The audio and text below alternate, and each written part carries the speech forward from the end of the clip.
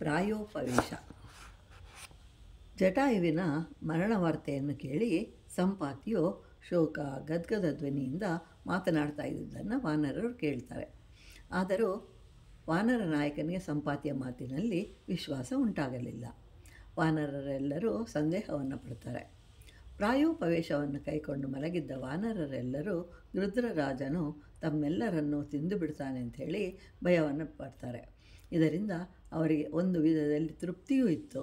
ಆದ್ದರಿಂದ ಪ್ರಾಣ ಭಯವನ್ನು ಬಿಟ್ಟು ಸಂಪಾತಿಯ ಅಪೇಕ್ಷೆಯಂತೆ ಅವನನ್ನು ಪರ್ವತ ಶಿಖರದಿಂದ ಕೆಳಗೆ ಇಳಿಸಿದರು. ಆಗ ಅಂಗದನು ಹೀಗೆ ಹೇಳ್ತಾನೆ: ಪ್ರತಾಪಶಾಲಿಯೂ ಪರಮ ಧಾರ್ಮಿಕನೂ ಆಗಿದ್ದ ವೃಕ್ಷರಜಸನೆಂಬ ಕಪೀಶ್ವರನು ಅಂಗದನ ಪಿತಾಮಹ. ಅವನಿಗೆ ವಾಲಿ ಮತ್ತು ಸುಗ್ರೀವರೆಂಬ ಮಹಾಪರಾಕ್ರಮಿಗಳಾದ ಇಬ್ಬರು ಮಕ್ಕಳು ಹುಟ್ಟುತ್ತಾರೆ. ಶ್ರೀರಾಮನ ತಂದೆಯಾದ ದಶರಥನ ಸ್ನೇಹಿತನಾದ ಜಟಾಯು ಎಂಬ ಪಕ್ಷಿರಾಜನು ಆಕಾಶದ ಮೂಲಕವಾಗಿ ರಾವಣನು ಸೀತೆಯನ್ನು ಅಪಹರಿಸಿಕೊಂಡು ಹೋಗುತ್ತಿರುವುದನ್ನು ನೋಡಿ ಅವನೊಂದಿಗೆ ಯುದ್ಧ ಮಾಡಿ ರಾವಣನನ್ನು ರಥವಿಲ್ಲದಂತೆ ಮಾಡಿ ಸೀತೆಯು ಸ್ವಲ್ಪ ಹೊತ್ತು ಅಲ್ಲಿಯೇ ಇರುವಂತೆ ಮಾಡ್ತಾನೆ. ಆದರೆ ವೃದ್ಧನಾಗಿದ್ದರಿಂದ ಹೆಚ್ಚು ಕಾಲ ಹೋರಾಡಲು ಸಾಧ್ಯವಾಗದೆ ಯುದ್ಧದಲ್ಲಿ ಹತನಾಗ್ತಾನೆ. ತನಗೆ ಈಗ ಸುಗ್ರೀವನು ಕಿಷ್ಕಿಂಧೆಗೆ ರಾಜನಾಗಿದ್ದಾನೆ. ಅವನೇ ಈಗ ನಮ್ಮನ್ನು ಸೀತಾನ್ವೇಷಣೆಗೋಸ್ಕರ ಕಳಿಸಿರುವನು. ನಿಗದಿತ ಕಾಲದಲ್ಲಿ ಸೀತೆಯನ್ನು ಹುಡುಕಲು ಸಾಧ್ಯವಾಗಲಿಲ್ಲ.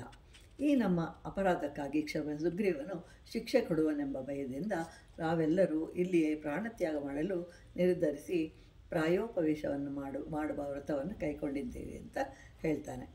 ಈ ಮಾತನ್ನು ಕೇಳಿ ಸಂಪಾತಿಯು ದುಃಖದಿಂದ ಜಟಾಯು ತನ್ನ ತಮ್ಮನಂತೇಳಿ ಹೇಳ್ತಾನೆ. ಆಗ ಅಂಗದನು ಸಂಪಾತಿಗೆ ರಾಕ್ಷಸನಾದ ರಾವಣನ ಅರಮನೆ ಎಲ್ಲಿದೆ ಅಂತ ಹೇಳು, ನಿನಗೇನಾದರೂ ತಿಳಿದಿದ್ದರೆ ತಿಳಿಸು ಅಂತ ಹೇಳಿ ಪ್ರಾರ್ಥಿಸ್ತಾನೆ. ಆಗ ಸಂಪಾತಿಯು ಕೇವಲ ನನ್ನ 2 ರೆಕ್ಕೆಗಳು ಮಾತ್ರ ಸುಟ್ಟು ಹೋಗಿವೆ, ಬಲವೂ ಕಡಿಮೆಯಾಗಿದೆ. ಆದರೂ ನಿಮಗೆ ಮಾತಿನಿಂದ ಮಾತ್ರ ಸಹಾಯ ಮಾಡುತ್ತೇನೆ.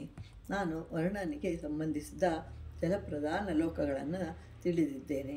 ತ್ರಿವಿಕ್ರಮ ಅವತಾರದಲ್ಲಿ ವಿಷ್ಣುವಿನಿಂದ ಆಕ್ರಮಿಸಲ್ಪಟ್ಟ ಎಲ್ಲ ಲೋಕಗಳೂ ತಿಳಿದಿದೆ. ದೇವ ಅಸುರರಿಗೆ ಎಲ್ಲಿ ಯಾವಾಗ ಯುದ್ಧಗಳು ನಡೆಯಿತು ಎಂದು ನನಗೆ ಗೊತ್ತಿದೆ. ಅಮೃತ ಮಂಥನವು ಹೇಗೆ ನಡೆಯಿತು ಅಂತಲೂ ತಿಳ್ಕೊಂಡಿದ್ದೇನೆ. ಸರ್ವಾಭರಣ ಭೂಷಿತೆಯಾದ ರೂಪಸಂಪನ್ನಳಾದ ತರುಣಿಯನ್ನು ರಾವಣನು ಎಳೆದುಕೊಂಡು ಹೋಗ್ತಾ ಇರೋದನ್ನು ನಾನೂ ನೋಡಿದೆನು. ಅವಳು ಬಾರಿಗೂ ರಾಮನನ್ನೇ ಕೂಗಿಕೊಳ್ಳುತ್ತಿದ್ದರಿಂದ ಅವಳೇ ಸೀತೆ ಇರಬಹುದು ಎಂದು ಭಾವಿಸ್ತೇನೆ. ರಾವಣನ ನಿವಾಸದ ಬಗ್ಗೆ ಈಗ ನಿಮಗೆ ಹೇಳುವ ವಿಚಾರವನ್ನು ಏಕಾಗ್ರತೆಯಿಂದ ಕೇಳಿ. ರಾವಣನು ಲಂಕಾಪಟ್ಟಣದಲ್ಲಿ ವಾಸ ಮಾಡ್ತಾನೆ. ವಿಶ್ವಕರ್ಮನು ನಿರ್ಮಿಸಿದ ಆ ಪಟ್ಟಣವು ಹೊಂಬಣ್ಣದ ಸೌದೆಗಳಿಂದ ಕೂಡಿದೆ. ಆ ಸೌದೆಗಳಿಗೆ ಸ್ವರ್ಣಮಯನಾದ ಬಾಗಿಲುಗಳಿವೆ. ವಿಚಿತ್ರವಾದ ಸುವರ್ಣಮಯ ಜಗಲಿಗಳಿವೆ. ಅತ್ಯಂತ ಪ್ರಕಾಶಮಾನವಾದ ಪ್ರಾಕಾರವಿದೆ. ಅಲ್ಲಿ ದೀನಳಾದ ರೇಷ್ಮೆಯ ವಸ್ತ್ರವನ್ನುಟ್ಟಿರುವ ಸೀತೆಯು ವಾಸವಾಗಿದ್ದಾಳೆ. ಬಂಧಿಸಲ್ಪಟ್ಟು ರಾಕ್ಷಸಿಯರಿಂದ ರಕ್ಷಿಸಲ್ಪಡುತ್ತಿರುವ ಸೀತೆಯನ್ನು ರಾವಣನ ಅಂತಃಪುರದಲ್ಲಿ ಕಾಣಬಹುದು. ನಾನು ನನ್ನ ದಿವ್ಯ ದೃಷ್ಟಿಯಿಂದ ಹೇಳ್ತಾ ಇದ್ದೇನೆ. ನೀವು ಸೀತೆಯನ್ನು ನೋಡಿ ಕೃತಜ್ಞರಾಗಿರಿ, ಹಿಂತಿರುಗುವಿರಿ. ಗುಬ್ಬಚ್ಚಿಗಳಿಗೆ ಮತ್ತು ಧಾನ್ಯಗಳನ್ನು ತಿಂದು ಜೀವಿಸುವ ಪಕ್ಷಿಗಳಿಗೆ ಆಕಾಶದಲ್ಲಿ ಮೊದಲನೆಯ ಮಾರ್ಗವಿದೆ. ಕಾಗೆಗಳಿಗೆ ಮತ್ತು ಹಣ್ಣು ಹಂಪಲುಗಳು ತಿಂದು ಜೀವಿಸುವ ಪಕ್ಷಿಗಳಿಗೆ ಆಕಾಶದಲ್ಲಿ 2ನೆಯ ಮಾರ್ಗವಿದೆ.